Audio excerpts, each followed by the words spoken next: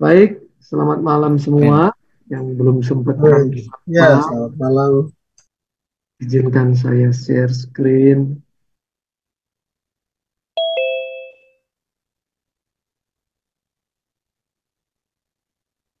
Oke, semoga terlihat ya semua. Bisa, Pak. Ya, malam ini kita bicara transaksional atau relasional. Ya, ini masalah hubungan. Jadi hubungan antar manusia, hubungan dengan Tuhan lah, terutama yang kita coba fokuskan, yang coba kita bangun, jatuh bangun tepatnya ya. Kita jatuh bangun untuk beralih dari kehidupan yang lama menjadi kehidupan yang baru, kodrat duniawi menjadi kodrat ilahi, dari yang transaksional menjadi relasional. Nah, kita malam ini akan bongkar, kita coba introspeksi, jangan-jangan selama ini, bahkan yang menurut kita sudah sangat relasional, jangan-jangan masih transaksional ya. Yang sudah sangat rohani menurut kita, jangan-jangan masih ada bumbu-bumbu duniawi ya. Khawatirnya begitu ya. Nah, yang yang patut kita waspadai justru bukan yang nyata yang jelas-jelas merupakan transaksional, tapi yang semu, yang samar itu yang kita harus hindari ya. Jebakan kerohanian ya, kejahatan yang nyata, yang jelas gitu, yang mencolok mata memang itu jahat. Biasanya kita dapat hindari karena apa? Karena secara moral umum aja itu sudah jahat. Tapi yang semu ini yang bahaya.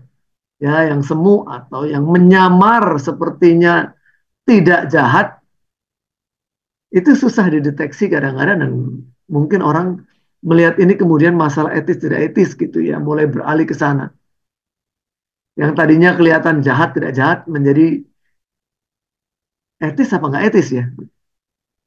Contoh misalnya apa? Oh, kalau saya bersaksi dusta enggak lah ya. Kalau nipu saya enggak lah. Tapi kemudian bagaimana dengan kebohongan kecil ya? Kebohongan kecil itu bisa menjadi polemik. Pasti akan menjadi polemik ya. Nah, ada yang bilang ini kebohongan yang ada gunanya. Well, kebohongan is kebohongan ya. Oh, saya menipu enggak? Tapi kalau orang bayar hutang harus ditagih dulu itu kategori menipu atau enggak? Nah, kemudian orang, oh saya lupa ya. Harus ditagih dulu. Ya, ada banyak kasus sekarang debt collector itu justru malah takut malah debt collector yang digebukin ya. Dulu orang takut sama debt collector. Sekarang debt collector itu kemarin baru ada kasus debt collector ditembak ya. Ya, padahal udah nggak bayar 2 tahun. Ya, kalau ceritanya orang udah nggak bayar 2 tahun, ya didatengin debt collector. Malah debt collectornya ditembak. Nah, Pengkhotbah 5 ayat 4 mengatakan apa? Lebih baik engkau tidak bernazar. Dalam bahasa Indonesia sehari-hari, lebih baik engkau tidak berjanji daripada bernazar atau berjanji tetapi tidak menepatinya. Ini baru level-level yang individu ya. Kejahatan korporasi ya atau kejahatan dalam level-level perusahaan itu juga besar sekali. Buat yang sudah kerja ya tahu apa yang namanya laporan keuangan. Laporan keuangan itu cukup banyak, tapi ada tiga yang penting ya. Ada yang namanya balance sheet atau neraca. Namanya neraca harus balance. Ada yang namanya eh, laporan rugi laba ya atau profit and loss atau income statement itu juga sesuatu yang dilihat oleh investor. Yang lain ada cash flow ya untuk melihat bagaimana perusahaan itu mendanai operasionalnya. Ya, revenue streamingnya seperti apa ya, pemasukannya dari mana. Nah, banyak terjadi di level-level korporasi itu terjadi istilahnya financial engineering. Bapak Ibu sekalian, namanya financial engineering. Kelihatannya canggih ya istilahnya. istilah bodohnya ya ini tipu-tipu lah gitu. Tipu-tipu yang nggak profit dibilang profit, yang belum saatnya dilaporkan sebagai pemasukan dilaporkan sebagai pemasukan, dan itu terjadi di perusahaan-perusahaan plat merah ya, perusahaan-perusahaan negara juga ya. Kapan hari Garuda melakukan itu, terakhir Wika sama Waskita Karya ya, sampai akhirnya mendapat teguran ya karena rugi besar, dimodifikasi laporan keuangannya menjadi untung besar misalnya begitu ya. Nah kalau kita bicara balance sheet neraca ya teman-teman yang belajar keuangan, belajar akunting, di bagian kiri neraca itu namanya aset ya, di bagian kanan itu ada ekuitas dan hutang gitu ya. Jadi di bagian kiri itu kemudian orang menyebutnya ini guyon ya, ada guyon ini dalam bahasa Inggris nih. Kalau orang akunting ini ketawa ya. On the left itu harusnya di kiri itu ada aset gitu ya. On the left there is nothing left. Ya, asetnya udah nggak ada apa-apanya lagi, udah habis gitu ya. On the right harusnya adalah perhitungan ekuitas dan hutang. On the right there is nothing right gitu ya, bukan there is nothing right. Jadi di sebelah kanan itu nggak ada yang benar ya, tipu-tipu semua. Hutangnya dikecilin, ekuitasnya digedein gitu-gitu ya. Nah ini tipu-tipu ya, tipu-tipu. Nah tapi karena mungkin banyak yang melakukan, menjadi isu etika. Padahal ini kejahatan, kejahatan. Tapi kemudian di, diperhalus ini menjadi masalah etika gitu. Atau apalagi yang sering kita lakukan dan sering saya temui juga gitu. Orang kalau meninggalkan tanggung jawab nggak baik, tapi begitu meninggalkan tanggung jawabnya dengan alasan kegiatan gereja kok seolah-olah, oh ini bukan bagus mendahulukan Tuhan. Hati-hati ya, Bapak Ibu Saudara, ini jebakan kerohanian ya. Barusan saya lihat video klipnya Monroe ya, dia ngomong orang yang paling malas itu orang Kristen. Nah, kenapa begitu orang paling malas itu orang Kristen? Karena orang Kristen sudah dibekali oleh Tuhan modal untuk bekerja, mereka sangat mengedepankan mujizat. Sehingga nggak bekerja, tapi minta mujizat. Nggak bekerja keras, minta kenaikan gaji. Doa terus minta kenaikan gaji. Ya, nggak disiplin, tapi minta karirnya naik. Ya, nggak keliling untuk cari order, tapi berharap PO-nya banyak. Akhirnya itu sungguh menohok begitu ya. Tapi jangan-jangan betul gitu. Orang yang paling malas jangan-jangan orang Kristen karena doanya minta mujizat terus ya. Kerjanya kagak, mintanya mujizat. Be careful. Hati-hati itu jebakan kerohanian. Seolah-olah rohani banget loh. Ya seolah-olah rohani banget. Tapi padahal kamuflase. Kamuflase. Maka malam hari ini kita beranjak ya. Kalau di dalam dunia marketing, di dalam dunia sales, itu bisa kelihatan mana yang transaksional, mana yang relasional. Yang bertahan lama yang mana, Bapak Ibu Saudara? Tentu yang relasionalnya dibangun. Ya, orang yang jualan hanya sekedar mencari transaksi, mencari order, itu ada tanda-tandanya, ada ciri-cirinya ya. Ada ciri-cirinya. Dan kadang-kadang ciri-cirinya ini cocok juga kalau dibawa ke hal-hal yang rohani. Kita ini modelnya sama Allah Bapa kita itu lagi jualan, lagi transaksi, apalagi membangun hubungan. Ya, orientasinya kalau orang jualan itu hanya mementingkan produknya, bukan manfaatnya. Pokoknya jualan. Mau barangnya dipakai mau enggak, itu urusan dia lah yang beli. Salahnya sendiri dia beli. Gitu ya. Atau kalau ngomong bahasa kasarnya ya salah sendiri dia ketipu. Ya, misalnya. Ya orang menjual barang palsu gitu, dengan harga asli. Dipakai beberapa kali jebol. Ya. Yang salah yang beli apa yang jual? Nah, ya tergantung. Kalau yang ditanya yang jual ngomongnya yang beli yang salah sendiri, dia nggak ngelihat baik-baik, ya kan? Tapi kalau yang ditanya itu yang ketipu, yang beli, dia akan ngomong yang jual, yang nipu memang gitu kan. Dan kemudian apa yang transaksional ya? Ya one shot selling. Ya, seperti kasus-kasus sebentar lagi ini kalau di Jawa ada pergerakan yang luar biasa ya. Yaitu apa? Mudik. Mudik. Dari tadi pagi di radio saya dengar ya, 62 juta orang itu akan kembali ke Jawa Tengah. Jawa Tengah saja nih Bapak Ibu Saudara ya. Berarti Jawa Tengah ini ekspor tenaga kerja ini luar biasa. 62 juta hanya Jawa Tengah. Yang lain kalau ditambahkan bisa pergerakannya itu mungkin ratus juta gitu ya. Nah banyak kejadian di mana warung-warung, tenda-tenda pinggir jalan yang dilewati oleh kendaraan-kendaraan yang mudik ini ngemplang ya, jual harganya bisa luar biasa mahal karena mereka berpikir apa? Lah, cuman lewat sekali, kapan lagi kesempatannya nipu, kapan lagi kesempatannya ngemplang. Toh mereka nggak akan menjadi langganan, maka dihajar, maka viral ya, sampai sekarang diviralkan ya.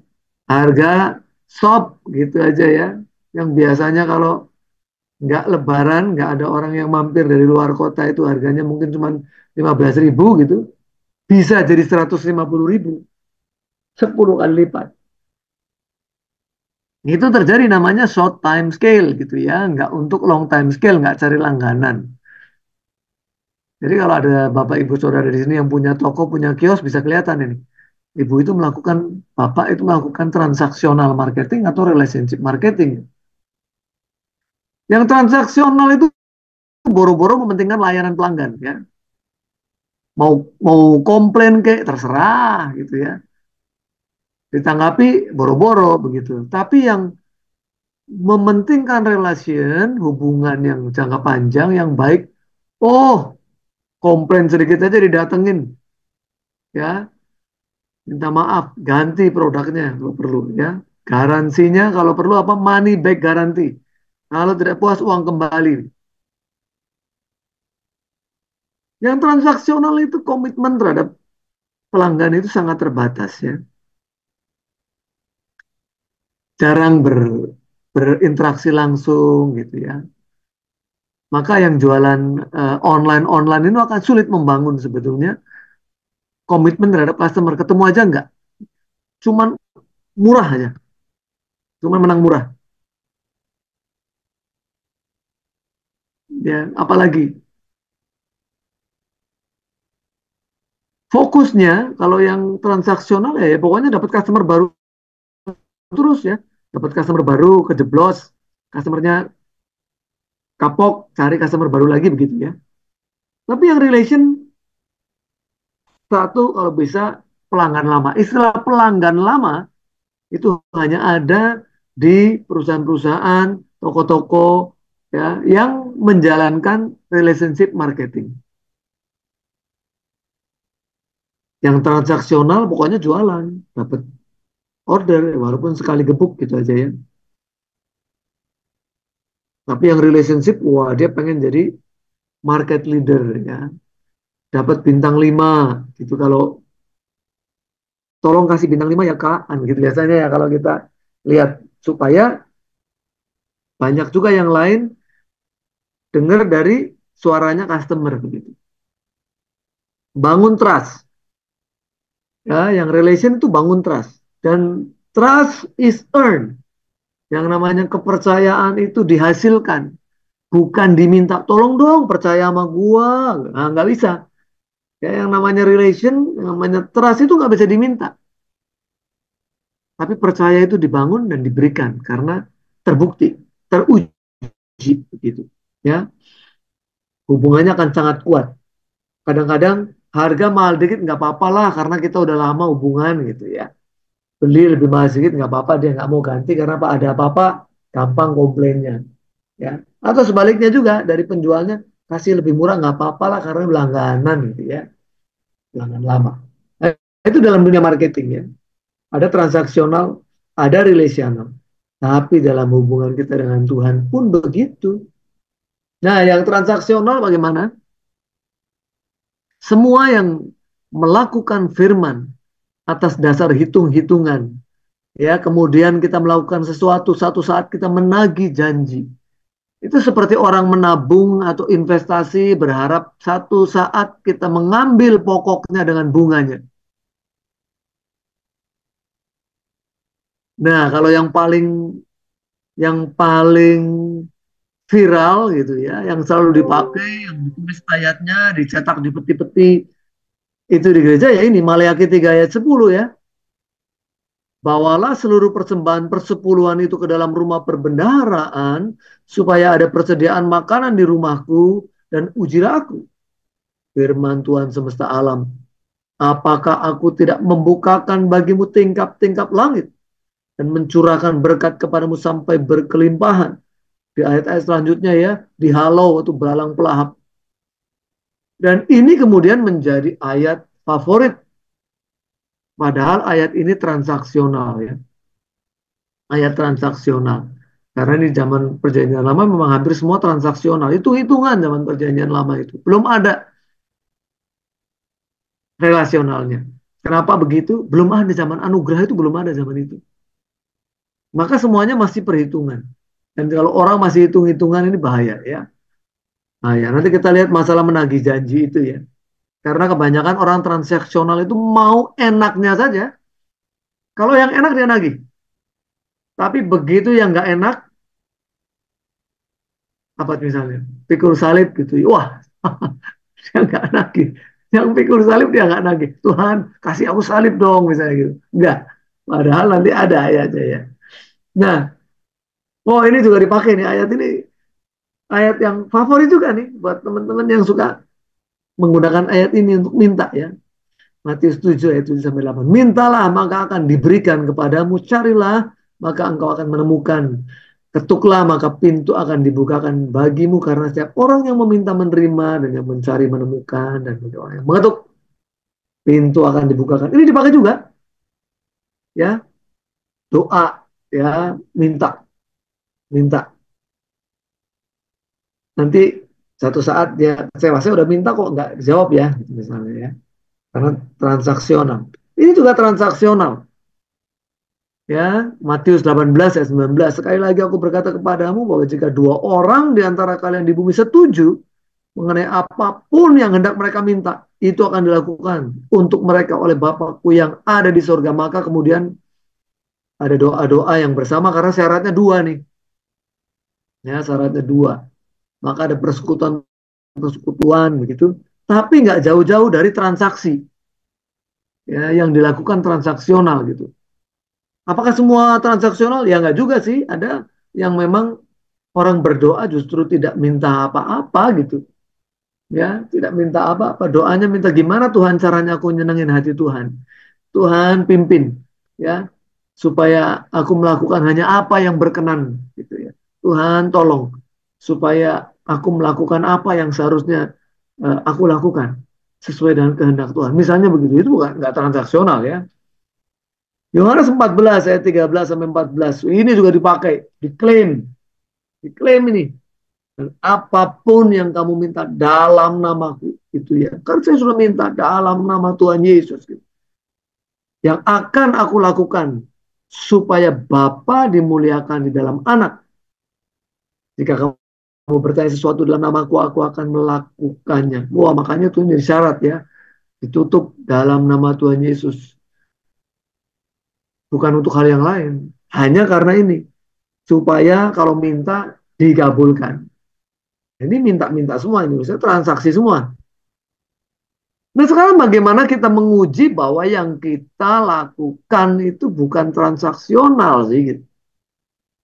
Ya, kisah the prodigal son gitu ya, the prodigal son, anak yang boros gitu ya. Kemudian di Indonesianya diterjemahkan anak yang hilang gitu. Itu transaksional. Bahkan waktu dia kembali itu sebetulnya pun dia juga transaksional. Ya kan dia berpikir udahlah daripada susah di tempat lain sengsara karena apa lagi kelaparan makan makanan babi, mending pulang ke rumah bapak, aku kerja, ya seperti juga orang upahan bapak masih dapat makan yang enak, masih transaksional. Tapi bapak tidak melakukan itu secara transaksional. Hebat bapak itu ya. Yakobus 4 ayat 1. Dari mana datangnya sengketa dan pertengkaran di antara kamu? Bukankah datangnya dari hawa nafsumu yang saling berjuang di dalam tubuhmu? Hati-hati ya, sebab dasar dari segala sesuatu yang transaksional itu ada nafsu di situ. Kamu mengingini sesuatu, tapi kamu tidak memperolehnya. Lalu kamu membunuh, kamu iri hati, tetapi kamu tidak mencapai tujuanmu. Lalu kamu bertengkar dan kamu berkelahi. Dan ini terjadi nggak cuma di dunia non rohani, bahkan di beberapa sinode pukul-pukulan, ya mungkin dulu ekstrakurikulernya tinju waktu sekolah, ya jadi waktu udah jadi pendeta dilampiaskan juga dipakai ilmu tinjunya, pukul-pukulan berebut jabatan. Itu transaksional banget ya, teman-teman, itu transaksional itu. Ya, kamu tidak memperoleh apa-apa pada akhirnya karena kamu tidak berdoa. Oh, saya berdoa, toh nggak menerima apa-apa. Iya, atau kamu berdoa juga di ayat 3-nya. Tapi kamu tidak menerima apa-apa juga. Loh, padahal udah berdoa. Berdoa dalam nama Yesus. Kok nggak dapet? Kok nggak dijawab? Karena kamu salah berdoa. Sebab yang kamu minta itu hendak kamu habiskan untuk memuaskan hawa nafsu. Ya, dasar transaksionalnya itu karena hawa nafsu. Pengen lebih besar. Hawa nafsu itu begitu. Pengen dapat lebih besar. Dengan modal sedikit dapat lebih besar. Prinsip ekonomi ya. Tapi begitu masuk ke dalam hal-hal rohani di bawah. Dan kemudian kita memperlakukan Allah Bapa kita. Memperlakukan Tuhan kita yang mulia, Tuhan Yesus. Seperti sedang berbisnis. Seperti sedang berbisnis. Sorry lompat sedikit. Nggak ada di dalam bahan ini ya. Saya jadi teringat dulu itu. Waktu Tuhan Yesus marah. Dia menjungkir balikan meja penukar uang. Itu meja-meja penukar uang kan. Karena orang mau menebus dosa, itu dia jual beli binatang. Ada yang jual merpati, harganya berapa. Ada yang jual kambing, domba, yang kuat beli lembu, sapi gitu ya. Sehingga di depan bait Allah itu terjadi transaksi jual beli hewan kurban. Kemudian Tuhan marah. Kenapa Tuhan marah? Karena di situ terjadi transaksi. Ya, Tuhan marah. Dia cungkir balikan itu meja untuk transaksi. Mengapa kamu jadikan bait Allah yang kudus itu menjadi tempat para perampok, perompak, ya, rusak gitu ya, rusak semua gitu. Kalau sudah ada hawa nafsu itu karena jual beli akhirnya menjadi tempat mengambil keuntungan,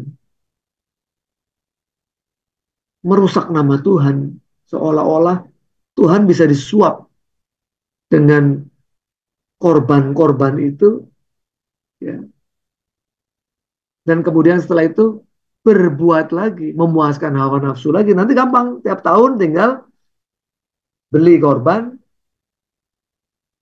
dibakar, seolah-olah beres semuanya. Ya, kacau semua. Maka Tuhan datang memperbaiki itu semua ya. Dan bahasa asli Alkitab yang dipakai untuk hawa nafsu adalah hedonon. Hedonize. Akhirnya apa? Hedonisme itu dari situ. Ya, hidup yang digunakan hanya untuk menyenangkan kedagingan. Hedonisme. Bermewah-mewah hanya untuk menyenangkan kedagingan. Yohanes 6 ayat 26, Yesus menjawab mereka, aku berkata kepadamu, sesungguhnya kamu mencari aku bukan karena kamu telah melihat tanda-tanda bahwa Tuhan Yesus itu adalah Dia yang diurapi, dia yang akan menerima kemuliaan, dia akan menjadi Tuhan, dia akan menjadi hakim, melainkan karena kamu telah makan roti itu dan kamu kenyang. Transaksional, ya, transaksional ini. Kalau kita sangat rajin ke gereja, karena kita takut kalau nggak ke gereja nanti berkatnya berkurang, transaksional. Kita ke gereja bukan karena takut berkatnya berkurang, ya. Tapi karena kita cinta. Itu ya, karena kita udah cinta Tuhan. Jangan sampai kemudian melakukan semua itu karena ada embel-embelnya. Ada modus operandi yang sebetulnya tidak mempermuliakan, tapi mempermalukan Tuhan. Ya. Ini ada yang bagus dari Lee Strobel. Lee Strobel pengarang dari beberapa buku. Saya sendiri belum sempat baca bukunya, gitu. Tapi saya tertarik untuk menampilkan salah satu kutipan beliau begini. Justice is getting what you deserve. Sering kita berdoa, oh, Tuhan nggak adil. Kalau Tuhan itu adil, mati kita. Sebab apa? Kalau Tuhan itu adil, maka kita dihukum. Itu baru adil gitu. Kita melakukan kejahatan, kita dihukum. Itu adil. Itu namanya punishment. Ada hukuman. Jadi jangan minta keadilan Tuhan. Kalau kita minta keadilan Tuhan, habis kita. Ya. Kemudian ada mercy. Mercy is not getting what you deserve. Belas kasihan. Belas kasihan seharusnya kita dihukum, tapi akhirnya kita nggak dihukum. Ya, itu namanya belas kasihan. Ya sudahlah. Ya, orang nyolongnya nyolong makanan karena dia lapar, akhirnya diampuni. Ya, diampuni. Mercy itu diampuni. Udahlah, kasihan dia mau nyolong sih. Salah sih nyolong, tapi ya dia buat bertahan hidup, ya udahlah kamu diampuni. Kalau kita menghendaki keadilan, dia dihukum. Tidak peduli apa alasannya kamu nyolong, ya nyolong dihukum. Tapi kita sudah masuk dalam zaman anugerah ketika Tuhan Yesus hadir. Grace is getting what you don't deserve. Kita ini sebetulnya nggak layak untuk diselamatkan. Tapi kita dapat keselamatan itu. Itu ya. Kita nggak layak. Tapi kita tetap diberi. Itu anugerah. Anugerah. Nah, kita masuk di zaman anugerah. Tapi jangan sampai kebablasan juga ya. Sebab ada kemudian yang kebablasan, nggak melakukan apa-apa. Kan Tuhan Yesus sudah menyelesaikan semuanya ke salib. It is done. Sudah selesai. Sudah. Kita nggak usah lakukan apa-apa. Pokoknya percaya Tuhan Yesus, selamat. Selesai. Ini juga mati gitu ya, kalau menyalah artikan grace itu ya. Nah, kita belajar mengenai relasional sekarang. Tadi sudah transaksional lah. Saya harap teman-teman, Bapak Ibu Saudara tahu, tapi hati-hati ya. Ada yang tipis-tipis gitu. Kelihatannya relasional, kelihatannya padahal transaksional. Kalau kita minta keadilan, karena kita tidak akan pernah bisa membayar hutang dosa kita ya. Harusnya kita terima konsekuensi dari kalau kita minta keadilan, yaitu penghukuman. Bersyukurnya Allah itu nggak adil. Kalau adil kita dihukum. Nggak adilnya apa? Nggak adilnya kita dikasih anugerah, maksudnya begitu ya. Jangan salah mengerti. Yakobus 2 ayat 8 sampai 13. Ini terjemahan sederhana Indonesia. PSI. Ingatlah ya bahwa sekalipun kamu menaati seluruh hukum Taurat tapi lupa melakukan satu peraturan kecil di dalamnya, berarti kamu sudah melanggar seluruh hukum Taurat itu dan layak dihukum Allah. Karena hukum Taurat diperhitungkan sebagai satu kesatuan yang utuh. Maka pada akhirnya tidak ada satupun yang bisa dibenarkan. Terlalu sulit untuk dilakukan. Ini seperti menggantungkan batu kilangan ke leher orang gitu ya. Maka Tuhan Yesus bilang akhirnya Orang Farisi aja yang dikasih batu itu digantung, cemplungin ke laut. Karena mereka membebani orang untuk melakukan ini, mereka sendiri juga tidak sempurna melakukan itu. Galatia 2 ayat 16, kamu tahu bahwa tidak seorang pun yang dibenarkan oleh karena melakukan hukum Taurat, tetapi hanya oleh karena iman dalam Kristus Yesus. Sebab itu kami pun telah percaya kepada Kristus Yesus supaya kami dibenarkan oleh karena iman dalam Kristus dan bukan oleh karena melakukan hukum Taurat. Sebab hukum Taurat semua transaksional. Sebab tidak ada seorang pun yang dibenarkan oleh karena melakukan hukum Taurat. Ya, Christ sacrifice once for all. Pengorbanan Kristus itu sekali selamanya, sekali untuk semua. Ya ini ya baca cukup banyak, nggak apa-apa karena bagus ya baca ya dari Ibrani 10. Mulai dari ayat 1 ya, satu perikop ini. Di dalam hukum Taurat itu hanya terdapat bayangan saja dari keselamatan yang akan datang. Dan bukan hakikat dari keselamatan itu sendiri. Karena itu dengan korban yang sama yang setiap tahun terus-menerus dipersembahkan. Hukum Taurat tidak mungkin menyempurnakan mereka yang datang mengambil bagian di dalamnya, melakukan hukum Taurat maksudnya. Sebab jika hal itu mungkin, perlu orang mempersembahkan korban lagi. Selesai sudah, wah beres suci dia gitu dengan melakukan hukum Taurat. Kenyataannya mereka harus mempersembahkan korban setiap tahun. Ya, sebab mereka yang melakukan ibadah itu tidak sadar lagi akan dosa setelah disucikan sekali untuk selama-lamanya.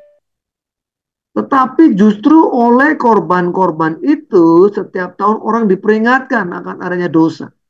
Sebab tidak mungkin darah lembu jantan atau darah domba jantan menghapuskan dosa. Karena itu ketika ia masuk ke dunia, ia berkata, korban dan persembahan tidak engkau kehendaki. Tetapi engkau telah menyediakan tubuh bagiku.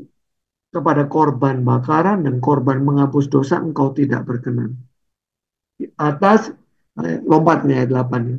Di atas ia berkata, korban dan persembahan, korban bakaran dan korban menghapus dosa tidak engkau kehendaki. Dan engkau tidak berkenan kepadanya. Meskipun dipersembahkan menurut hukum Taurat. Lompat ayat 10, dan karena kehendaknya, kehendak Elohim Yahweh, inilah kita telah dikuduskan satu kali untuk selama-lamanya oleh persembahan tubuh Yesus Kristus. Memasuk zaman anugerah. Ya, persembahan tubuh Yesus.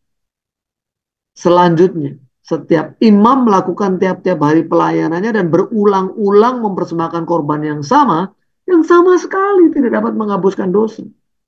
Tetapi ia setelah mempersembahkan hanya satu korban saja karena dosa, ia duduk untuk selama-lamanya di sebelah kanan Allah. Sebab oleh satu korban saja ia telah menyempurnakan untuk selama-lamanya mereka yang ia kuduskan. Dan aku tidak lagi mengingat dosa-dosa dan kesalahan mereka. Jadi apabila untuk semuanya itu ada pengampunan, tidak perlu lagi dipersembahkan korban karena dosa. Ya, relasional. 1 Yohanes 3 ayat 1, lihatlah betapa besarnya kasih yang dikaruniakan Bapa kepada kita, sehingga kita disebut anak-anak Allah. Sudah menjadi satu relasi antara Bapa dengan anak. Bukan penjual dan pembeli. Dan memang kita adalah anak-anak Allah. Karena itu dunia tidak mengenal kita. Kenapa? Karena dunia masih semuanya transaksional. Hubungan apa nih? Ya kok orang bisa menyebut Allah itu bapaknya? Sebab dunia tidak mengenal dia. Sampai sekarang ya saudara-saudara kita itu masih melakukan korban. Ya, tetapi setelah genap waktunya, Galatia 4 ayat 4, maka Allah mengutus anaknya yang lahir dari seorang perempuan dan takluk pada hukum Taurat. 5, ia diutus untuk menebus mereka yang takluk kepada hukum Taurat, supaya kita diterima menjadi anak. Dan karena kamu adalah anak, maka Allah telah menyuruh roh anaknya ke dalam hati kita yang berseru, ya Aba, ya Bapa. Jadi kamu bukan lagi hamba, melainkan anak. Jika kamu anak, maka kamu juga adalah ahli-ahli waris oleh Allah. Wah, kemudian ini juga bahaya. Lalu orang ngomong klaim janjinya karena kita anak, kita klaim ya, janji sebagai ahli waris ya. Apa yang dimiliki bapak dimiliki anak. Wah, itu kencang doanya. Tapi untuk memenuhi hawa nafsu bahaya. Roma 8 ayat 17. Ini dikasih merah karena apa? Penting untuk kita ingat. Jangan cuma mau enaknya. Itu juga nggak adil kalau mau enaknya ya. Dan jika kita adalah anak, Roma 8:17, maka kita juga adalah ahli waris. Yes, ahli waris. Sebentar. Maksudnya apa ini? Maksudnya orang-orang yang berhak menerima janji-janji Allah. Wah, benar kan? Allah itu maha kaya. Kita juga mendapatkan kekayaan yang akan menerimanya bersama-sama dengan Kristus. Oke. Nah, ini ayatnya dipotong sampai situ aja. Yaitu jika kita menderita bersama-sama dengan dia. Loh, ada ya ayatnya. Harus menderita bersama-sama dengan dia. Nanti dulu. Yang ini nanti dulu. Ayat ini jangan dipakai dulu. Gak siap kita. Siap. Ya. Supaya kita juga dipermuliakan bersama-sama dengan dia. Kalau mewarisinya kekayaan, ya, wah, kekayaan surgawi kita tarik. Kekayaan bangsa-bangsa kita tarik. Dari timur, barat, selatan, utara kita tarik. Wah, semangat banget ya. Tapi begitu ngomongin ahli waris ternyata juga harus menderita bersama-sama dengan dia. Nanti dulu ya. Yang ini agak susah ini, berat ini, berat. Kalau sudah masuk ke relasional itu harus begitu.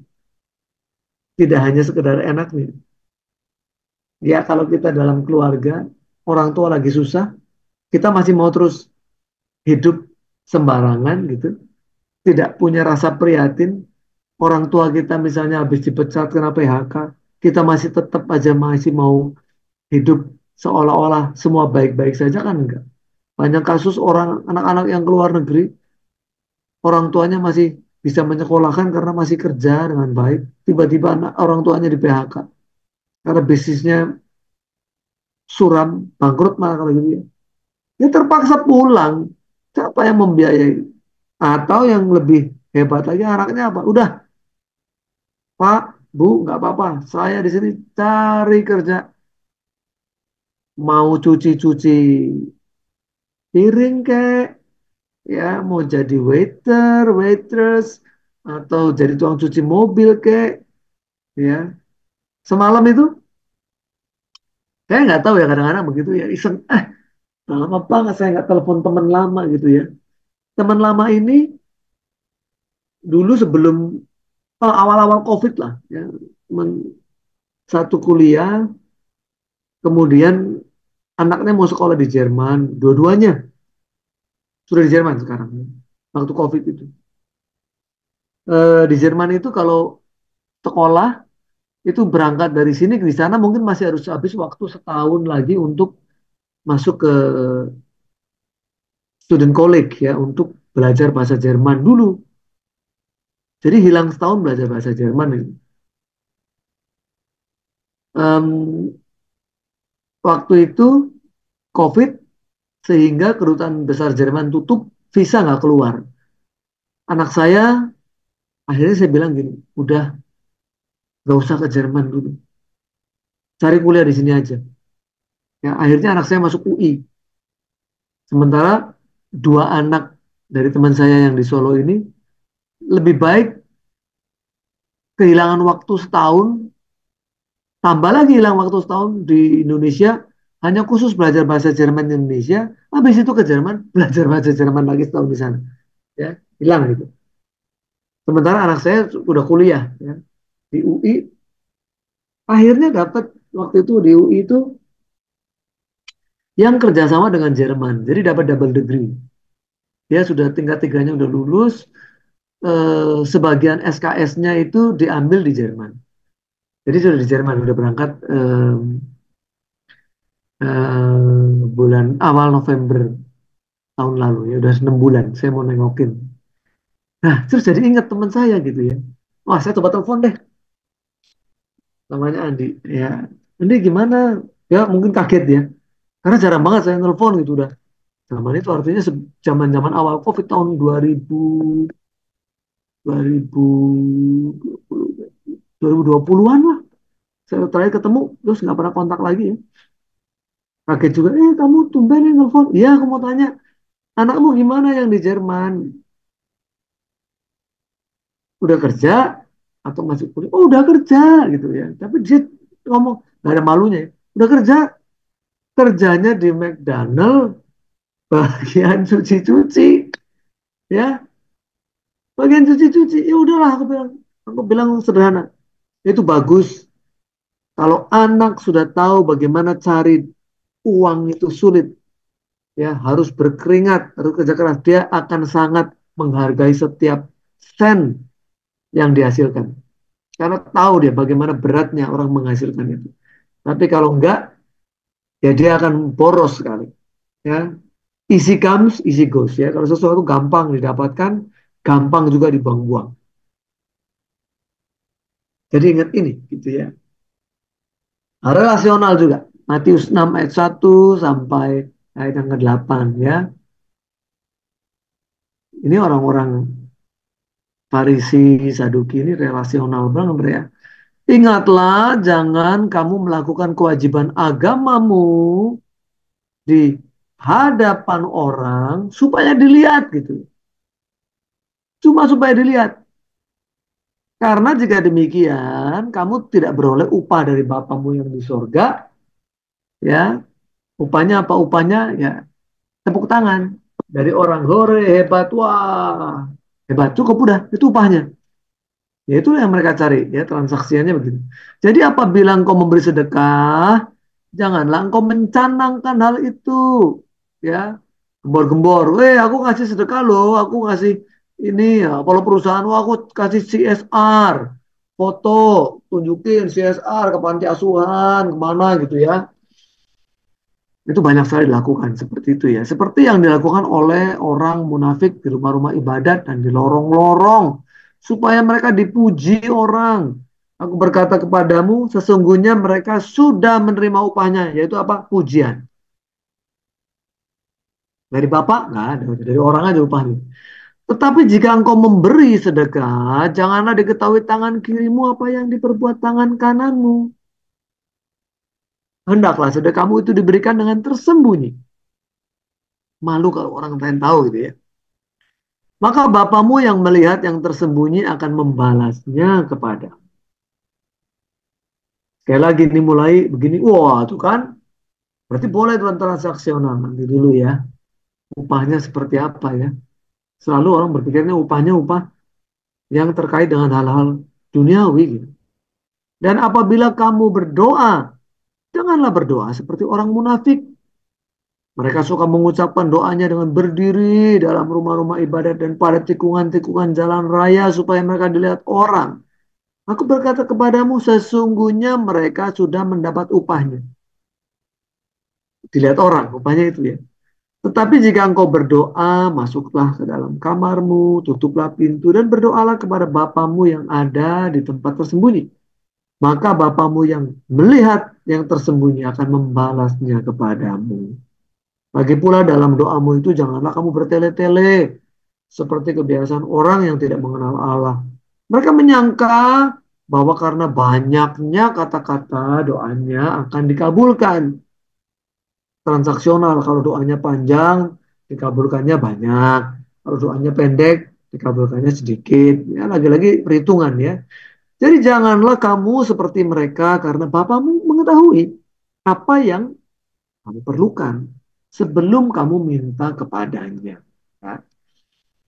Lunas, lunas. Sebab kamu telah dibeli dan harganya telah lunas dibayar. Oh senang ya. Saya juga senang kalau sesuatu akhirnya dibayar lunas ya. Dan nyicil rumah lama akhirnya lunas. Oh puji Tuhan ya. Senang. Begitu harusnya kita. Karena itu muliakanlah Allah dengan tubuhmu. Kita udah lunas dibayar. Telah dibeli. Kita ini sudah dibeli. dan harganya telah lunas dibayar. Mau kita senang, lunas. Loh, tapi kita ini dibeli menjadi miliknya orang lain, miliknya yang membayar. Siapa yang membayar lunas? Ya, Roma 14 ayat 8. Sebab jika kita hidup untuk Tuhan. Jika kita mati untuk Tuhan. Jadi baik hidup atau mati kita adalah milik Tuhan. Karena kita udah dibeli harganya, harus bayar, kita ini milik Tuhan. Ya, lepas dari belenggu ikatan iblis, harusnya begitu. Tapi masih sering kita membelenggu diri sendiri ya. Terakhir, ini slide terakhir, upahnya ini gitu ya. Dalam kekekalan itu yang ada itu hanya relasi, bukan transaksi. Jadi kalau kita masih suka transaksi aja, yang dipikirin transaksi, di kepala kita semua transaksi, melakukan segala sesuatu itu transaksi, nggak bisa hidup di surga. Kenapa? Karena di surga yang ada hanya relasi. Ya, Ibrani 11 ayat 6. Tetapi tanpa iman tidak mungkin orang berkenan kepada Allah. Sebab barang siapa berpaling kepada Allah, harus percaya bahwa Allah ada dan bahwa Allah memberi upah kepada orang yang sungguh-sungguh mencari Dia. Upah, wah, upahnya apa nih? Dalam iman mereka semua ini telah mati. Ini cerita mengenai pahlawan-pahlawan iman ya. Sebagai orang-orang yang tidak memperoleh apa yang dijanjikan itu, tetapi yang hanya dari jauh melihatnya dan melambai-lambai kepadanya, dan yang mengakui bahwa mereka adalah orang asing dan pendatang di bumi ini. 14. Sebab mereka yang berkata demikian menyatakan bahwa mereka dengan rindu mencari suatu tanah air. Dan kalau sekiranya dalam hal itu mereka ingat akan tanah asal yang telah mereka tinggalkan. Dan punya loh, mereka punya cukup kesempatan untuk kembali gitu ke tanah asal mereka itu. Mereka nggak kembali. Upahnya ternyata bukan di dunia. Tetapi sekarang mereka merindukan tanah air lebih baik. Ya, tanah air surgawi. Sebab itu Allah tidak malu disebut Allah mereka. Karena ia telah mempersiapkan sebuah kota bagi mereka. Ya, jadi upah yang selama ini kita cari-cari, yang terbesar, yang terbaik, yang termulia, yang sempurna, itu kita bisa kembali ke tanah air surgawi. Bisa ketemu Bapa, bisa muka dengan Tuhan Yesus. Itu nggak bisa dibeli gitu. Nggak bisa diganti dengan apapun di dunia ini. Itu upah yang kita rindukan gitu ya. Aduh, kadang-kadang kita bisa pecah hati kita gitu ya, tanpa sadar kita menangis. Duh, kapan ya Tuhan untuk bisa ketemu gitu ya, terindu seperti apa sih ya, kita ketemu dengan Dia yang sudah membayar lunas gitu, yang sudah memberi kita anugerah yang tak bisa kita bayar ya. Apapun yang sudah dilakukan oleh Tuhan kita lakukan untuk membalas cinta kasihnya, nggak pernah bisa sebanding ya, nggak pernah bisa sebanding. Alangkah indahnya kalau kita merindukan tanah air surgawi, sehingga kita hanya memenuhi kerinduan untuk kodrat yang ilahi, tidak memenuhi kodrat daging ya, kodrat duniawi ini lagi. Mari kita mulai cek recek apapun yang kita lakukan. Jangan sampai masih ada bibit-bibit kecil transaksi di situ dan bukan relasi. Apalagi kalau hubungannya dengan Tuhan. Yuk kita bangun relasi yang dalam, yang intim. Nggak lagi pusing urusan. Doa dijawab, nggak dijawab. Kalau itu kasih karunia Tuhan, Tuhan jawab, puji Tuhan. Kalau nggak, Tuhan berarti tahu yang lebih baik untuk kita. Amin. Saya kembalikan ke Pastor Lepri.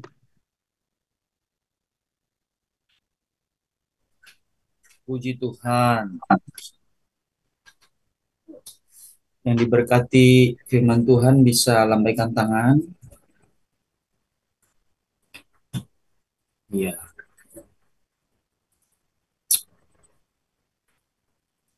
Teman-teman, judul kita malam ini apa? Saya disebutkan. Judul kita apa? Jebakan kerohanian. Apa, Pak? Apa, Kwafi? Jebakan kerohanian. Oke. Ada yang lain? Judul kita malam ini apa? Dalek? Dalek cepat. Transaksional atau Dalek cepat. Dibuka kamera, dibuka speakernya dong. Transaksional dan relasional. Ya. Iya. Supaya kita bisa fokus ya. Transaksional atau relationship. Yang Tuhan yang ada di surga yang mana, teman-teman? Anak muda. Yang di surga, yang ada di surga yang mana? Relasional. Yes, relasional. Oke. Puji Tuhan ya. Teman-teman, kira-kira ada nggak yang ingin ditanyakan yang sementara tadi dipersiapkan? Kalau ada pertanyaan, bisa buka speaker saja.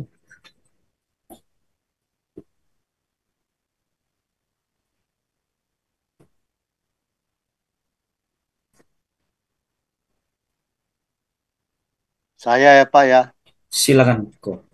Ya, Pak, orang-orang dunia itu lebih pintar daripada orang-orang yang percaya sama Tuhan Yesus, Pak. Itu ada ayatnya tuh, Pak. Makanya kebanyakan Pak itu orang-orang yang sudah percaya banyak ditipu-tipu sama orang duniawi. Benar ya Pak ya? Kita ngomong kebenaran ini, ngomong apa aja nih, ya kan Pak ya? Ya itu benar yang tadi Bapak Roni yang begitu jelas menjabarkan, ya Pak ya, apa transaksional itu. Ya ujung-ujungnya ya tipu-tipu ya Pak ya, mau enaknya saja ya kan Pak ya, maunya instan, buru-buru, cepat-cepat ya kan, memaksa kehendak. Itu semuanya ada di transaksional. Ya, puji Tuhan Bapak Roni begitu gamblang menceritakan semua topik ini supaya apa? Supaya kita tuh mengerti ya Pak ya, apa yang diinginkan Tuhan terhadap diri kita hari lepas harinya gimana gitu. Ya Pak, puji Tuhan Pak. Biar Bapak dipakai terus sama Tuhan luar biasa lagi. terima kasih, Pak Afi.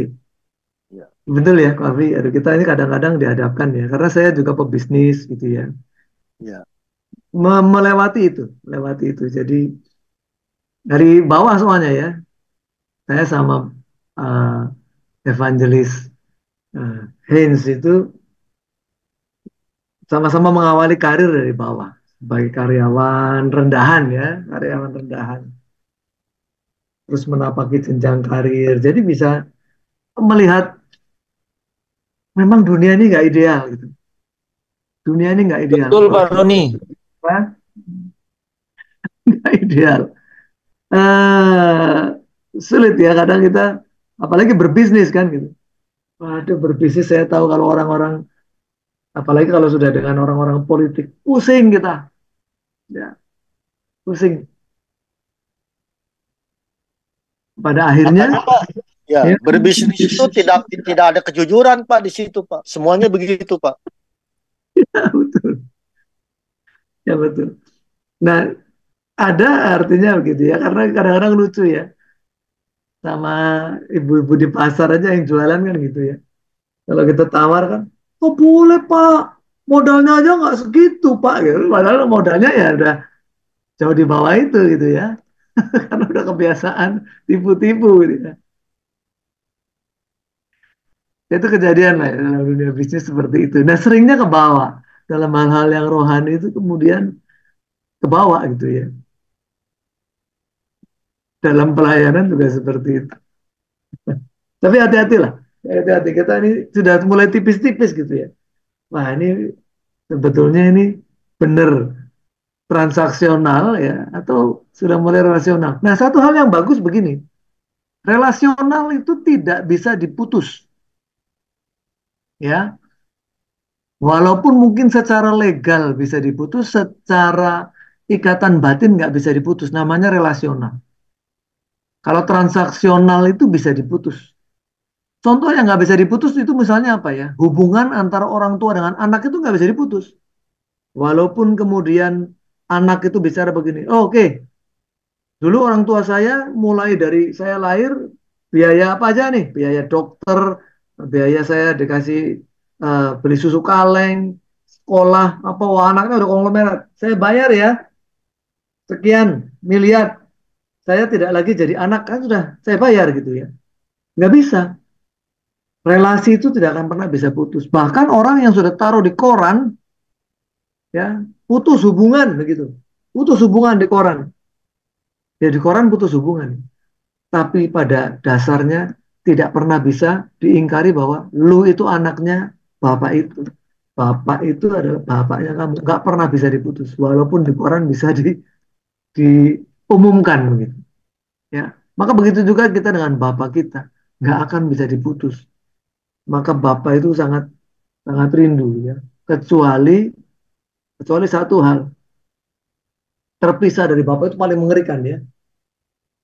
Terpisah dari bapak. Dan terpisah dari bapak itu bukan keputusan bapak itu. Keputusan kita kita ini. Kita mau mau serius. Masuk surga itu perlu serius. Usahanya luar biasa keras untuk bisa masuk surga. Jalan sempit. Tapi sebaliknya ini yang menempeleng kita kita ya. Masuk neraka juga perlu serius. Sebab banyak orang yang bebal, yang keras kepala, yang sudah diingatkan, sudah dijewer, masih tetap mantap masuk masuk neraka. Ya udah, terpisah dari Allah selamanya. Akhirnya begitu ya. Ya jangan sampai kita masuk neraka serius ya. Kita pengen masuk surga serius. Oke, itu tadi ada pertanyaan ya.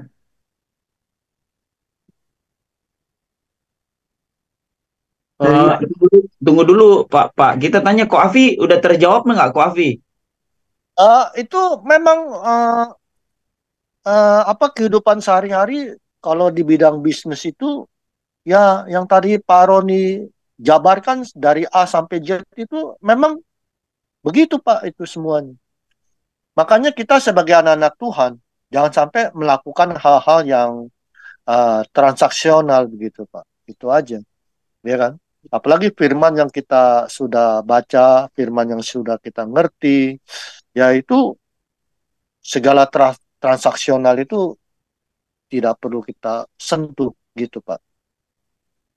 ya Pak Koaf itu nggak bertanya, dia menegaskan, memberi tambahan. Oh memang dalam dunia bisnis itu ya transaksional. Nah jangan sampai dengan Tuhan itu kita kayak dunia bisnis. Jangan perlakukan Tuhan itu rekan bisnis gitu ya. Baik, Pak. Ada pertanyaan Yanti ya? Ya, apa yang membuat orang melakukan transaksional? Karena memang di dunia ini ya dari zaman dulu terjadi mulai zaman barter, barter itu transaksi ya.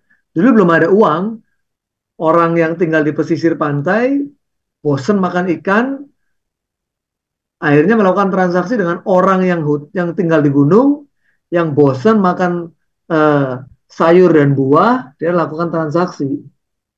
Yaitu membuat ekonomi berputar.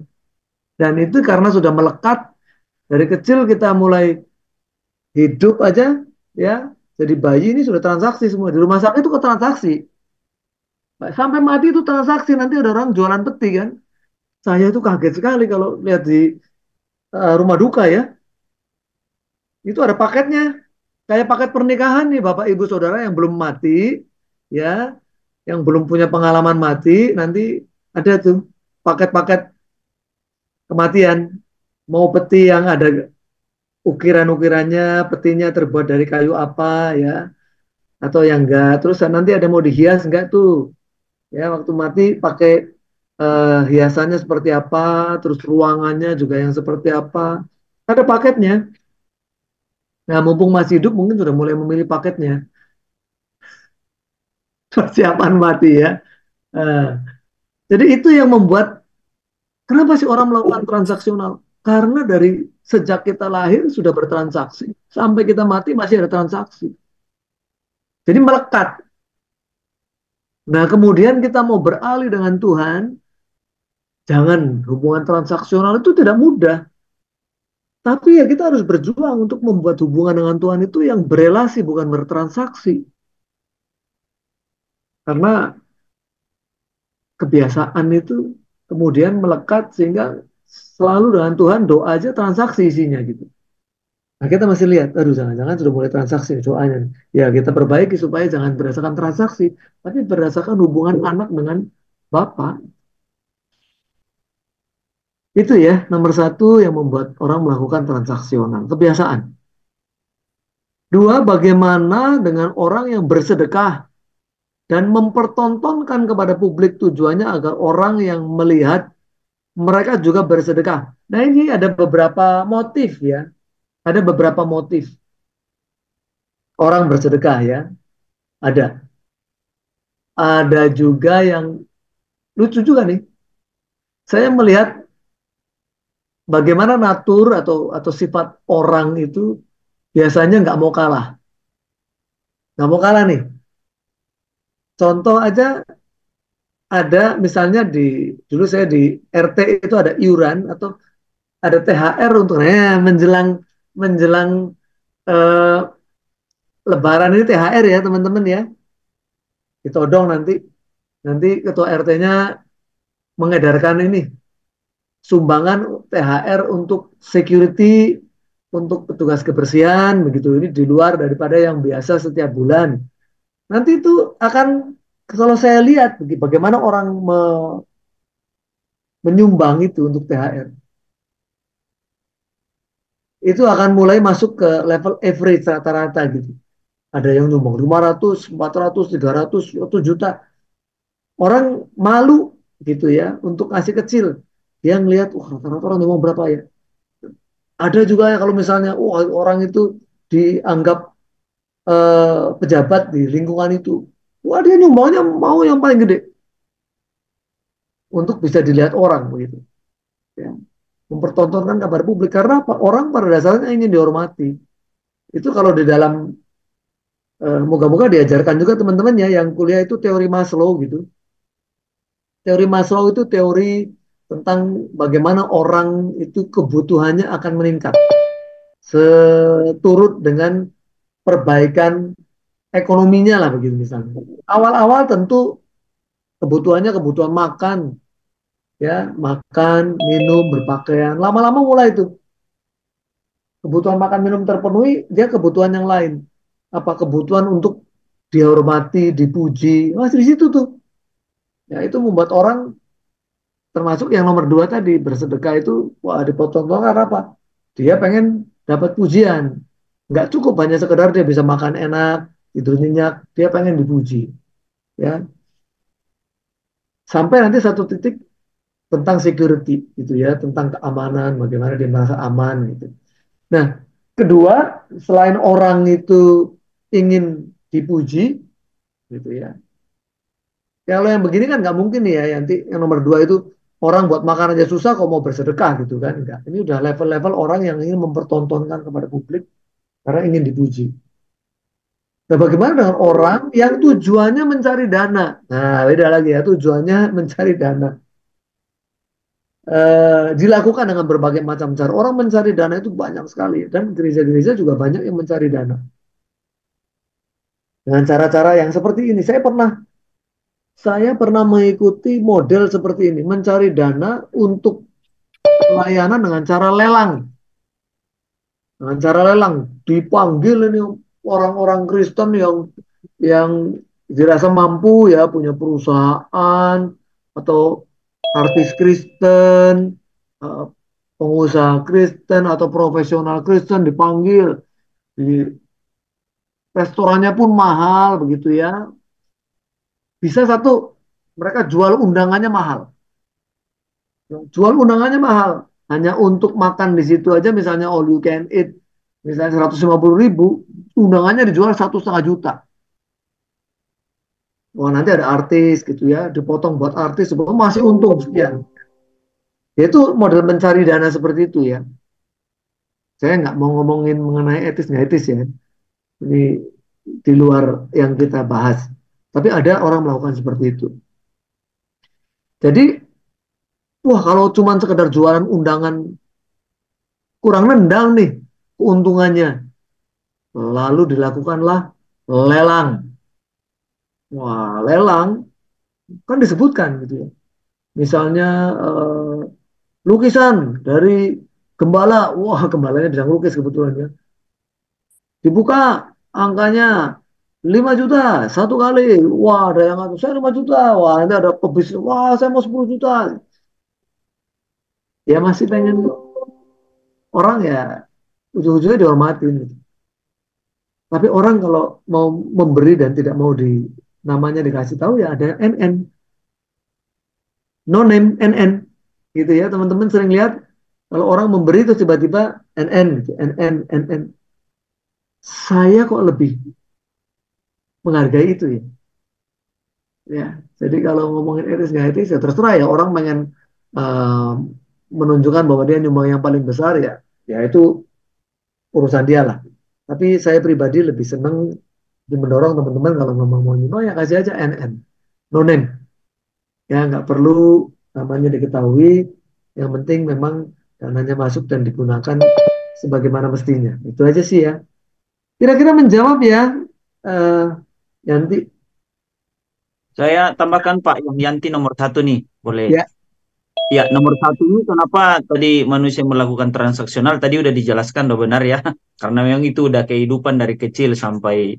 Nah, yang kedua itu kalau masuk di dalam dimensi rohani, dia tidak sadar kalau hidupnya udah dibeli dan lunas dibayar.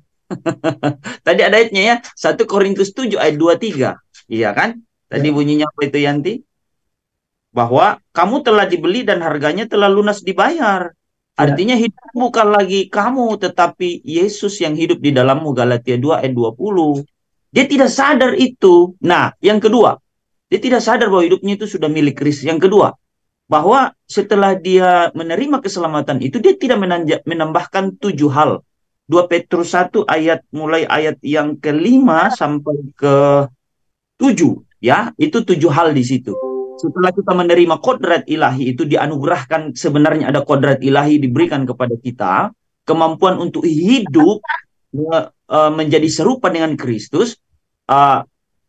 Setelah kita menerima itu, kita malas, kita tidak menambahkan kepada iman kita itu apa? 1, kebajikan ya, 2 Petrus 1 ayat 5, 1 kebajikan, kedua pengetahuan, ketiga penguasaan diri, keempat ketekunan, kelima kesalehan, keenam kasih kepada saudara, dan kasih kepada semua orang. Itu 7 hal. Nah, akibatnya apa? Dibilang di situ, karena tidak ditambahkan kepada imannya itu, maka orang itu menjadi buta dan picik. Ya kan?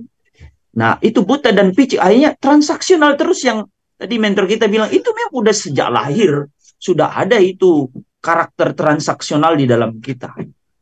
Tidak sadar, bahkan waktu menerima Yesus secara pribadi sadar, dan memberi diri dibaptis sadar bahwa hidupnya ini sudah ditebus, dia udah sadar tentang dosa, dia melupakan momen itu bahwa hidupku bukan aku lagi, dan dia tidak tambahkan kepada imannya 7 hal tadi, sehingga dikatakan di 2 Petrus 1 tadi ya, ayat 8 ya, ayatnya yang ke-9 ya, tetapi barang siapa tidak memiliki semuanya itu 7 hal tadi, ia menjadi buta dan picik karena ia lupa bahwa dosa-dosanya yang dahulu telah dihapuskan. Nah, itu yang menyebabkan dia, aku melayani, aduh nanti ada PK-nya, persembahan kasih. Nanti di gereja kalau aku WL, Kalau aku main musik, woi ada amplopnya itu. Jadi tanpa sadar motivasinya uang. Itu transaksional dengan Tuhan. Nolong orang supaya aku dilihat orang, supaya saya dipuji bahwa dia suka nolong orang. Waktu aku nolong dia, aku perlihatkan ke orang supaya aku dipuji-puji orang. Transaksional, gitu kan? Itu aja dari saya, Pak. Terima kasih. Betul ya, yang Pastor Lepri sampaikan itu nyata. Ini saya nggak ngomongin jeleknya orang ya, mungkin karena kebutuhan saya juga nggak tahu kan. Tapi banyak pemusik-pemusik yang bisa pindah pelayanan karena PK-nya di tempat lain lebih besar. Itu kejadian nyata. Lu di sana PK-nya lebih besar, pindah dia. Sorry Pak, sorry, dan parahnya ini ketika melayani tidak ada lagi melayani itu bukan lagi hasrat. Jadi ketika dia melayani itu hambar gitu, hambar bukan lagi mempersiapkan diri nanti aku ujian ini, dia renungkan dulu lagunya ini yang tepat nanti ini Tuhan lagu apa yang tepat kalau WL ya harus begitu kalau WL sambil main gitar harus memperkarakan itu di hadapan Tuhan. Tuhan nanti lagu yang tepat mana harus masuk dalam dimensi roh, jangan asal-asal nyanyi. Waktu asal-asal nyanyi hambar, yakin aja saya ini kalau WL ya saya betul-betul memuji menyembah Tuhan. Saya merenungkan nanti lagu apa ini. Sampai kadang saya ganti-ganti. Jadi tidak asal comot. Ada WL yang saya lihat begitu. Senior saya dulu. Pokoknya lagu yang sudah dia tulis-tulis, dia kumpul. Akhirnya tinggal comot-comot ini lagu ini. Tanpa berdoa memperkarakan itu. Ini kira-kira Tuhan lagu mana nanti yang saya harus bawa. Sehingga waktu dia nyanyi asal nyanyi gitu. Itu kan parah itu kalau gitu kan. Mohon juga para WL di Zoom kita ini perhatikan itu. Supaya waktu mimpin pujian benar-benar tuh hadirat Tuhan itu nyata di tengah-tengah kita. Tidak hanya WL tidak mimpin pujian jadi kosong. Tidak hanya karena jadwalnya. Karena saya juga worship leader jadi saya harus ngomong bagian ini. Jadi kita tidak menikmati. Gitu. Terima kasih, Pak. Iya. Oh, itu kadang-kadang ya itu orang ngejar setoran loh itu. Iya Pak, saya mau tanya lagi Pak. Bagaimana pandangan Bapak, bagaimana perspektif Bapak kalau hamba Tuhan itu Pak memasang tarif Pak, memasang tarif untuk berkhotbah di suatu gereja Pak. Itu bagaimana kalau pandangan Bapak itu? Tapi kalau saya nggak menghakimi. Itu ada tuh Pak. Ini iya ini kita bukan omong kosong loh Pak. Ini ada buktinya Pak. Ada itu Pak. Iya, bukannya kabar burung Pak itu Pak. Itu Bapak betul, lebih tahu itu betul lah kita ngalamin. Benar Pak. Kita ngalamin. Benar, Apalagi Pak. kalau mendekati Natal, wah undangannya banyak kan itu. Ya tentu yang lebih besar PK-nya yang dapat duluan gitu kan. Makanya tadi saya kan gitu ya. ada bicara mengenai ini. Makanya saya tanya tuh Pak, hamba Tuhan begitu tuh Pak, ada itu Pak semuanya. Ada. Iya, tapi kok Alfi, dan teman ada pertanyaan-pertanyaan yang Pak Roni tadi bahas ya. Iya Pak. Ya. Saya tuh menyambungkan sama bahan kita tadi malam. Kami kebetulan tadi malam itu bahas ini Pak Roni, selesai dengan diri sendiri gitu. Betul. Jadi menarik ya teman-teman. Kita ngomong kekekalan, terus Pak Roni melihat dari sisi relasional gitu. Jadi yang ada di surga itu relasional, transaksional itu nggak ada. Gitu. Nah, jadi teman-teman kan apalagi yang sering melihat dari perspektif pengetahuan umum, itu kan bisa ditangkap tuh. Nah sekarang balik ke pertanyaannya Yanti, terkait sama Ko Afi tadi. Kenapa orang transaksional gitu? Bahkan transaksionalnya kalau yang Ko Afi itu punya kelas-kelas jadinya transaksionalnya kan gitu. Nah, kenapa orang tuh transaksional? Apakah ada orang yang bisa selesai benar-benar tidak transaksional? Ada juga, Pak. Apakah benar-benar ada orang yang selesai tidak transaksional? Nah, saya belum selesai. Saya terus berjuang sampai tidak transaksional, gitu kan? Ya itulah itulah titik kesempurnaan itu.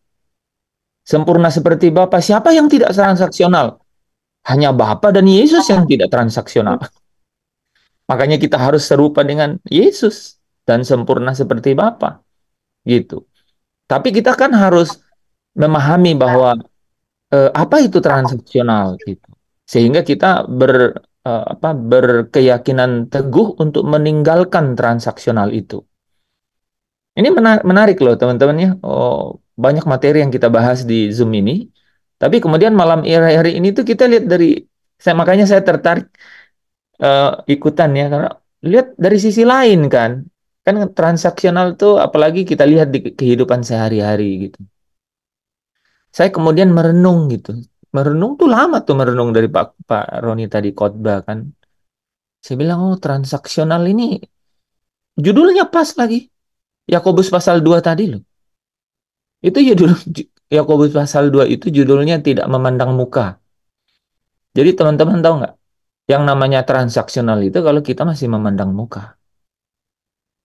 Itu. Jadi itu itu apa? Dia bilang kata hukum, kasihilah sesamamu manusia seperti mengasihi dirimu sendiri. Itu baik, itu baik.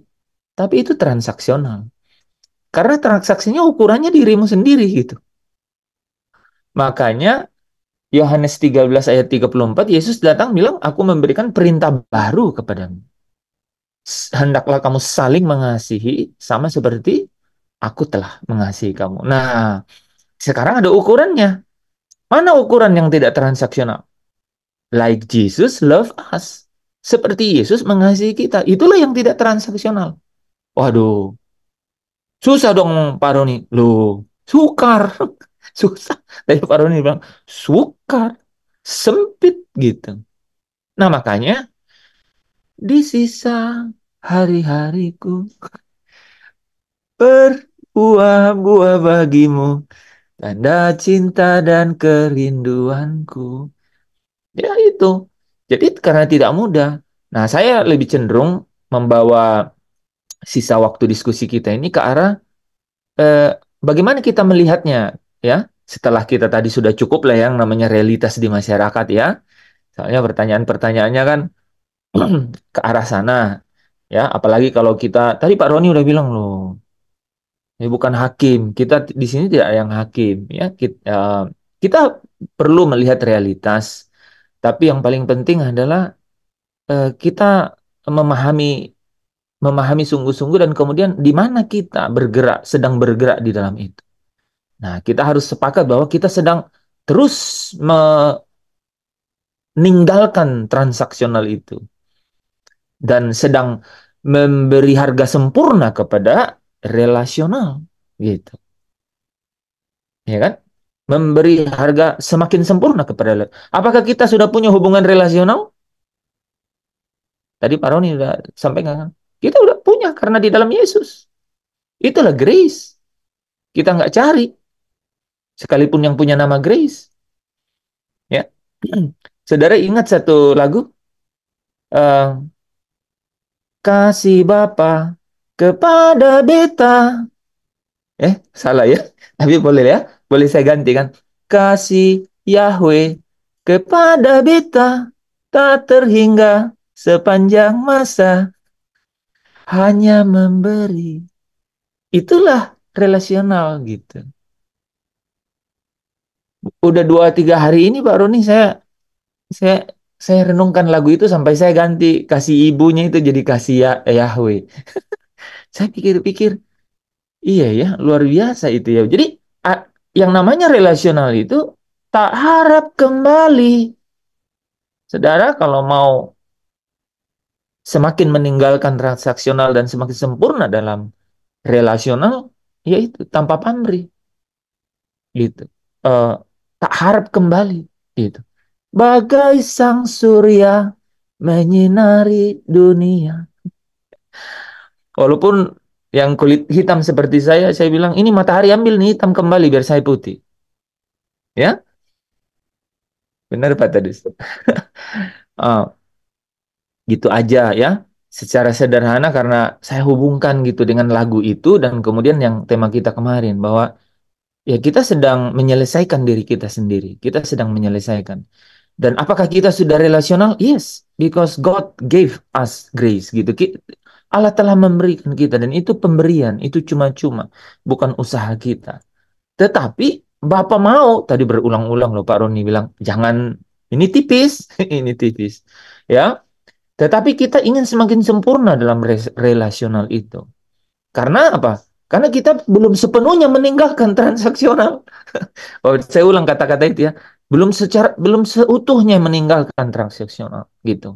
Nah, orang Yahudi kan tadi dibahas bagus tuh ya. Walaupun kamu sudah mengasihi tapi ada satu yang kamu tidak lakukan. Walaupun kamu telah melakukan semuanya katanya, tapi kamu sisa satu saja. Kamu tidak utuh dalam melakukannya. Gitu. Itu kalau mau transaksional. Sekarang Kristus datang memberikan yang perintah yang baru gitu, relasional. Gitu. Jadi Yanti, kenapa ada orang yang masih transaksional? Karena belum selesai dengan dirinya sendiri. Apakah ada orang yang sudah selesai dengan dirinya sendiri sekarang? Tidak ada. Orang semua sedang berjuang ke arah situ. Kita semua sedang berjuang. Makanya pasti tidak ada di antara kita yang bisa jadi hakim di antara yang lain. Enggak kan? Eh, Gitu. Karena kita sedang berjuang ke arah itu. Yang paling penting adalah selalu ingin serupa dengan Yesus. Karena Yesus adalah Hologos. Gitu. Dia adalah Sang Firman. Kenapa? Karena dia sempurna. Dia sudah mencapai kesempurnaan. Dia yang bilang hendaklah kamu sempurna seperti Bapa kan? Karena makanya dia mencapai kesempurnaannya menurut Ibrani 5 kan? Akhirnya dia dimuliakan, diangkat Tuhan di atas segala Tuhan karena dialah yang real relasional. Kata relasional itu saudara-saudara paling enak dibaca di Wahyu 21 ayat 7. Firman Tuhan berkata, barang siapa menang gitu, maka mereka akan menerima semuanya ini dan aku akan menjadi Allahnya dan mereka akan menjadi anakku gitu. Itu ada relation yang forever ever, nggak akan pernah berakhir lagi. Dan mereka akan selama-lamanya bersama dengan Allah gitu. Ya. 1 Korintus 1 Tesalonika 4 ayat 17b ya. Dan kita akan bersama Tuhan selama-lamanya. Yang tadi di slide ya. Relasional itu yang ada di dalam kekekalan itu adalah yang relasional. So kita sedang berjuang ke arah itu, kita fight terhadap itu. Itu. Itu saja. Terima kasih. Terima kasih Bapak Heri. Saya ada sedikit pertanyaan, Pak Roni. Ya silakan Pak Tadus. Iya, saya minta maaf mungkin waktu sudah ini, tapi saya sedikit bertanya. Yang pertama ini tadi kalau dalam pelayanan bedanya sangat tipis. Ya, ini yang saya alami secara pribadi. Saya melayani seseorang atau satu komunitas atau satu jemaat, lalu ada hal-hal sederhana yang sudah dinasihati, lalu eh, harusnya dilakukan, tetapi semakin tidak melakukan, atau seorang ini saya nasihat untuk bertobat, lalu dia iya sih, tapi kehidupannya tidak menunjukkan untuk komitmennya untuk bertobat. Lalu saya memutuskan dalam hati seperti ini, sudahlah saya tidak usah melayani lagi. Nah ini apakah sikap hati saya ini masuk dalam transaksional atau bagaimana? Saya minta juga sedikit penjelasan, lalu apakah saya memutuskan benar atau salah seperti itu. Lalu yang kedua berkaitan dengan Matius 7 ayat 22 sampai 23. Ketika hari-hari terakhir kan di situ ada banyak orang menghadap Tuhan lalu menyatakan atau menyampaikan pelayanan mereka. Tapi terakhir itu Tuhan bilang, "Punya kamu sekalian pembuat kejahatan." Apakah kejahatan ini termasuk yang dalam transaksional atau memang ada kejahatan yang lain? Mungkin bisa ada sedikit pencerahan. Terima kasih. Baik, terima kasih Pak Tadus. Yang pertama tadi sebetulnya pilihannya kan selalu kita punya waktu yang terbatas ya. Karena transaksional juga terkait dengan waktu. Tapi bisa betul bisa nggak? Misalnya yang transaksional yang buat saya kurang pas, misalnya ada, saya nggak ngomongin nama lah ya, tapi ada eh, gembala-gembala sidang misalnya yang akan memberikan waktu lebih banyak kepada orang-orang yang punya gitu ya. Nah, orang-orang yang menyumbang ke gereja lebih besar, waktunya si gembala itu tentu disediakan lebih banyak untuk orang itu misalnya. Tapi untuk kayak orang yang susah, nggak banyak bisa membantu keuangan gereja, perhatiannya kecil sekali. Kalau buat saya ini transaksional yang seharusnya tidak dilakukan, gitu. Karena semua jiwa berharga. Yang dilakukan Pak Tadus tadi, sebetulnya kan juga sudah diingatkan oleh Tuhan kita Yesus ya. Kalau ada orang yang tidak mau menerima Injil kebenaran, ya sudah, kalau sudah dicoba diusahakan begitu, akhirnya ya kebaskan debu, ya. Karena apa? Karena kita tidak punya cukup waktu untuk terus melayani orang itu yang menganggap remeh dan mungkin bahkan mencemooh, karena mungkin menjadi bagian dari nubuatan kegenapan akhir zaman bahwa orang akan mengejek gitu ya. Dan itu muncul di dalam grup WA saya yang pernah saya sampaikan ya, ada orang yang ateis itu aduh sangat sangat mencemooh Tuhan kita Yesus. Saya cuma ngomong begini ya. Sama teman-teman yang lain juga di situ kan, di grup itu cuma satu yang ateis. Saya ngomong ini sudah dinubuatkan bahwa akan tampil pengejek-pengejek gitu. Cuman saya sedihnya apa? Kok teman kita itu yang menggenapi? Kok teman kita yang kita kenal baik yang menggenapi firman Tuhan ini akan tampil pengejek-pengejek di akhir zaman.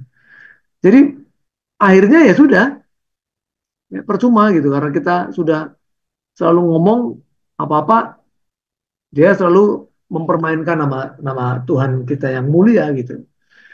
Ya sudah, kita punya punya waktu yang terbatas yang bisa kita gunakan untuk orang-orang lain yang masih bisa menyambut bahwa itu kabar baik.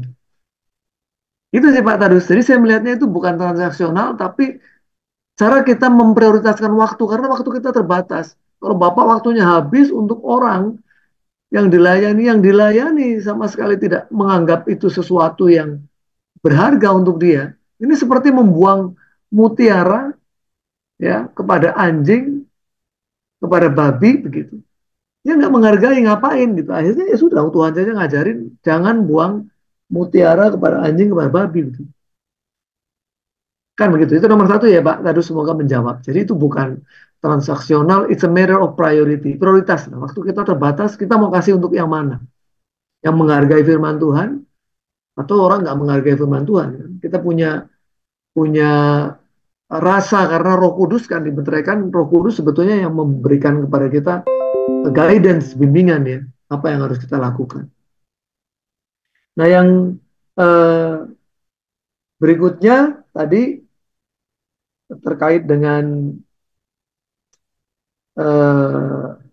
apa tadi Pak Tadus yang Matius 7 tadi ayat 23. Ya yang orang berseru ya kepada Tuhan. Nah, jadi begini, orang bisa loh ternyata menggunakan nama Tuhan untuk mendapatkan sesuatu bagi dirinya sendiri, untuk memenuhi hawa nafsunya. Bisa.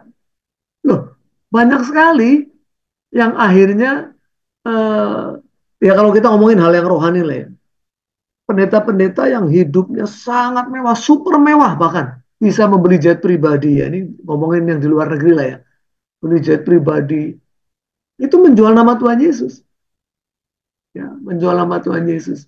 Dan kemudian kemarin saya nyetir mobil, kalau nyetir mobil daripada buang waktu untuk hal-hal yang lain, saya dengerin ini. Ada program namanya di YouTube itu Alkitab, Anda bertanya Alkitab menjawab gitu ya. Saya dengerin itu. Salah satunya apa? Masih ada orang bertanya, Pak saya ada di gereja di mana gembalanya itu kalau doa itu selalu memaksa orang yang ditumpangin tangan itu harus rebah.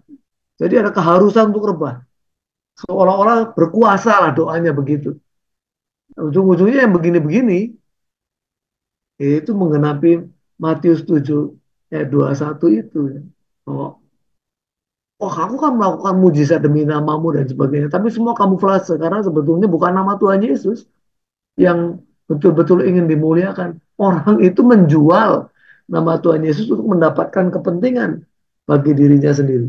Nah, itu yang sebetulnya menggenapi itu sih Pak Tadus.